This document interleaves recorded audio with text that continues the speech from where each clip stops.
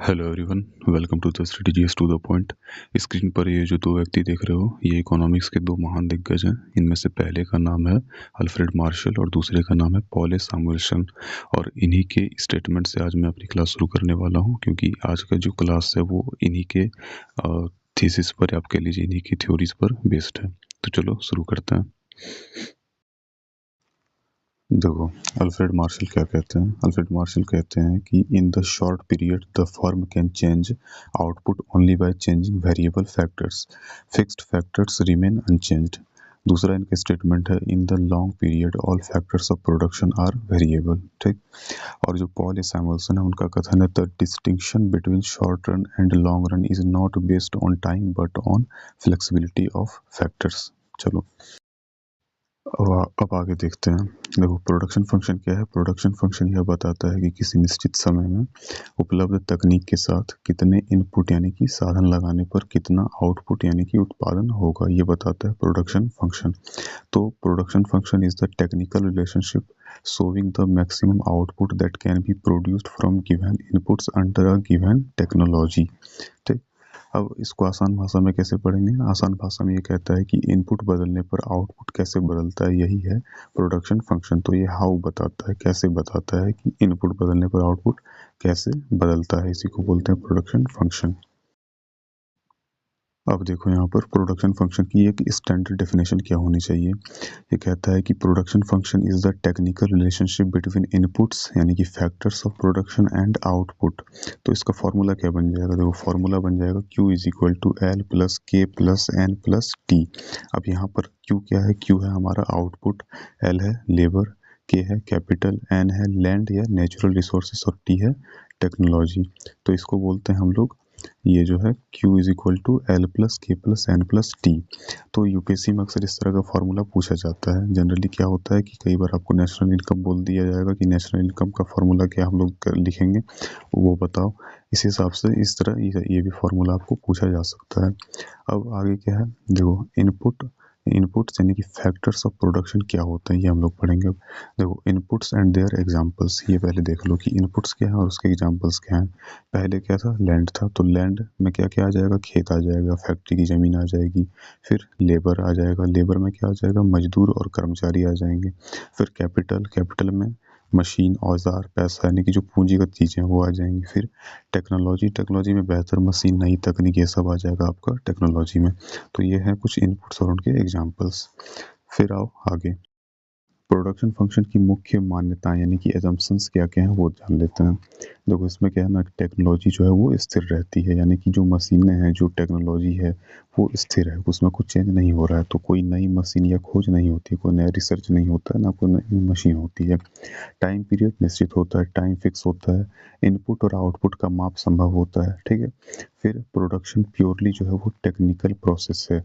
तो demand, price etcetera इसमें शामिल नहीं होते हैं, ध्यान रखना। अभी हम लोग वही चीज़ अभी देखने वाले हैं। देखो, यहाँ पर लिखा भी है मैंने कि पॉइंट करके कि प्रोडक्शन फंक्शन तकनीकी संबंध है, आर्थिक नहीं है। ध्यान रहे, दोनों अलग चीज़ें हैं। एक होता है टेक्निकल रिलेशन, एक है इकोनॉमिक रिलेशन। तो इकोनॉमिक्स में क्या क्या आ जाता है, मतलब इसका ये है कि प्रोडक्शन फंक्शन सिर्फ यह बताता है कि कितने इनपुट लगाने पर कितना आउटपुट बनेगा, वो भी किस पर, तो टेक्नोलॉजी के आधार पर, तकनीक के आधार पर।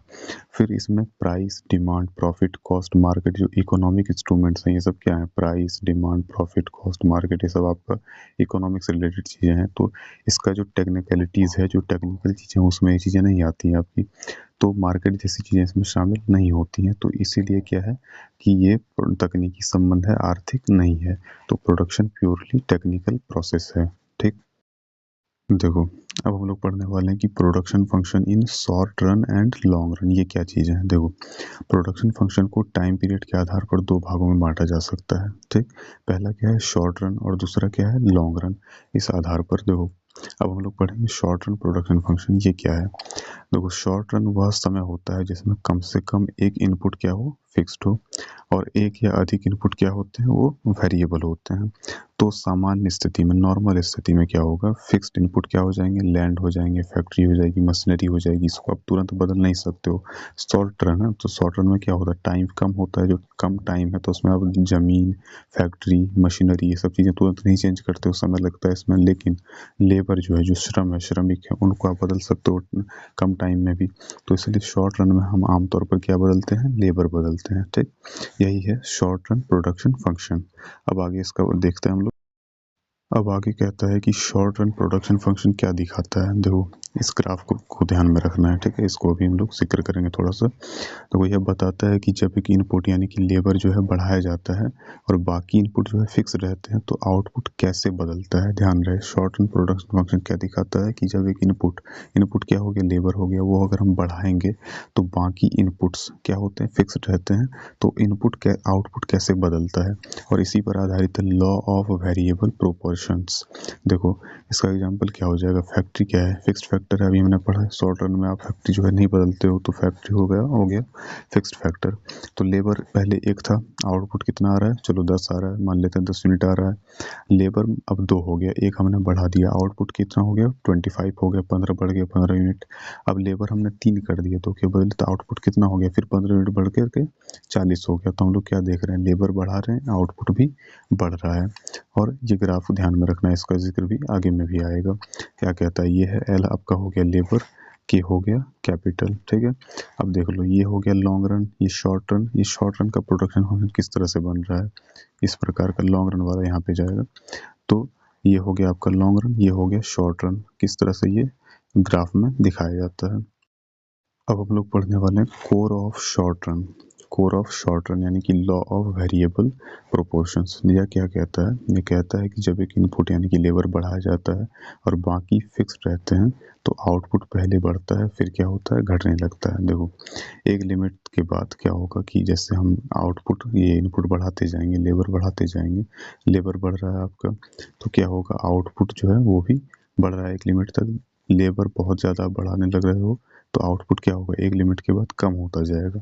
लेबर की ज़रूरत थी 50, आपने कर दिया 100, तो आउटपुट क्या होगा, आउटपुट आपका कम हो जाएगा, क्योंकि उत्पादन उतना ही हो रहा है लेकिन आपको पे ज़्यादा करना पड़ रहा है। तो बस यही है इसका कोर। तो 3 चरण होते हैं इसके। पहला, इंक्रीजिंग रिटर्न्स होता है, तो लेबर बढ़ाने पर आउटपुट क्या होगा, तेजी से बढ़ेगा, फिक्स्ड फैक्टर का बेहतर यूज हो पाएगा फैक्ट्री का। डिमिनिशिंग रिटर्न्स होगा, यानी कि आउटपुट अभी बढ़ता है लेकिन धीमी गति से, इसी को कहा गया है डिमिनिशिंग रिटर्न्स। इस बार क्या होगा, धीमी गति से आउटपुट बढ़ेगा। फिर आता है नेगेटिव रिटर्न्स, अब लेबर और ज़्यादा बढ़ा दिया तो आउटपुट क्या होगा, घटने लगेगा, अभी हमने बताया। तो एग्जाम पॉइंट ऑफ व्यू से इसको ध्यान में रखना है कि law of variable proportions applies only on the short run, ठीक है, ये लॉन्ग रन पे अप्लाई नहीं होता है। अब हम लोग देखते हैं लॉन्ग रन प्रोडक्शन फंक्शन, ये क्या होता है। देखो, लॉन्ग रन क्या होता है, लॉन्ग रन वह समय होता है जिसमें सभी इनपुट्स वेरिएबल होते हैं, कोई भी इनपुट फिक्स्ड नहीं रहता है। तो फर्म चाहे तो नई फैक्ट्री बना सकती है, ज़्यादा मशीन खरीद सकती है और लेबर भी बढ़ा सकती है, यानी कि कुछ भी अब जो है फिक्स नहीं है, सब वेरिएबल है, इनपुट सारा वेरिएबल हो गया। तो आप क्या कर सकते हैं, नई फैक्ट्री बना सकते हैं, ज़्यादा मशीन खरीद सकते हैं, लेबर भी बढ़ा सकते हैं, क्योंकि समय अब बहुत ज़्यादा है, इसलिए इसको लॉन्ग रन कहा गया है। तो समय जब बहुत ज़्यादा है तो ये सब काम आप कर सकते हैं। तो लॉन्ग रन प्रोडक्शन फंक्शन क्या दिखाता है, यह दिखाता है कि सभी इनपुट्स एक साथ बदले जाते हैं, तो आउटपुट किस अनुपात में बदलता है, इसी पर आधारित है return to scale. Return to scale कह लो, चाहे आउटपुट कैसे आता है वो भी कह लो, एक ही बात है। तो एग्जाम्पल देख लो, सब समझ में आ जाएगा। लेबर कितने हैं, लेबर 10 है, कैपिटल कितना आ रहा है, कैपिटल 5 हमने रखा हुआ है। तो आउटपुट कितना बढ़ेगा, आउटपुट कितना बनेगा, ये बनेगा हमारा 100। फिर लेबर 20 कर दो, कैपिटल कितना है 10 है, ये बढ़ा तो 10 कर दो, और आउटपुट कितना हो गया इस बार हो गया 200। तो आउटपुट भी क्या हो गया, प्रोपोर्शन में बढ़ा, यानी कि एक खास अनुपात में बढ़ा, ठीक है। लेबर आप कुछ रखते हैं, कैपिटल आप कुछ रखते हैं, आउटपुट कुछ आता है। लेबर आप बढ़ाते हैं, कैपिटल भी बढ़ाते हैं, आउटपुट भी उसी अनुपात में बढ़ता है, ठीक। आप देख सकते हो, लेबर 10 था, 20 हो गया, कैपिटल 5 था, 10 हो गया, तो दोगुना कर रहे हो तो आउटपुट भी क्या हो जाता है, 100 का 200, यानी कि दोगुना हो जाता है। अब आगे देखते हैं। अब देखो, रिटर्न टू स्केल क्या है, इसको बोलते हैं कोर ऑफ लॉन्ग रन। देखो ये कहता है कि जब सभी इनपुट्स एक ही अनुपात में बढ़ाए जाते हैं तो आउटपुट कैसे बदलता है, यही है रिटर्न टू स्केल, बस इतना ही है। तो 3 प्रकार का होता है। पहला होता है इंक्रीजिंग रिटर्न टू स्केल। इसमें क्या है, इनपुट दोगुना करो आउटपुट क्या होगा, दोगुना से ज़्यादा होगा। कांस्टेंट रिटर्न टू स्केल दूसरा, इनपुट दोगुना करो आउटपुट ठीक दोगुना होगा, एग्जैक्ट। फिर होता है decreasing return to scale, input दोगुना करो आउटपुट क्या होगा, दोगुना से कम होगा। ध्यान में रखना यहाँ पर आउटपुट जो है नेगेटिव में नहीं गया है, आउटपुट बढ़ा है लेकिन दोगुना से कम बढ़ा है सी वाले में, तो इसको शॉर्ट टर्म मत समझ लेना, ये अंतर है उसमें। तो एग्जाम पॉइंट ऑफ व्यू से क्या याद रखना है, देखो return to scale is a long run concept only, short run concept नहीं था, तो हमने वहाँ पे लिखा हुआ था एग्जाम पॉइंट ऑफ व्यू में। अब देखो इसको अगर आपको रिवीजन करना है दोनों को, शॉर्ट रन और लॉन्ग रन को, तो मैंने वो भी बताया हुआ ट्रिक। देखो शॉर्ट रन क्या है, वेरिएबल प्रोपोर्शन, शॉर्ट रन मतलब वेरिएबल प्रोपोर्शन और लॉन्ग रन मतलब रिटर्न टू स्केल, बस यही है इसका मतलब। अब आओ आगे। अब आगे कुछ नहीं है, बस समरी है हमारी कि प्रोडक्शन फंक्शन यह बताता है कि किसी निश्चित तकनीक और समय अवधि में उपलब्ध इनपुट जैसे लेबर, कैपिटल, लैंड से कितना आउटपुट उत्पन्न किया जा सकता है। यह सिर्फ तकनीकी संबंध है, यानी इसमें प्राइस, डिमांड या प्रॉफिट शामिल नहीं होते हैं। तो इसे सरल शब्दों में कहा जाए तो कितना उत्पादन होगा यह इनपुट के आधार पर तय होता है। ठीक है, यह था हमारा शॉर्ट रन वाला। फिर शॉर्ट रन प्रोडक्ट, ये था हमारा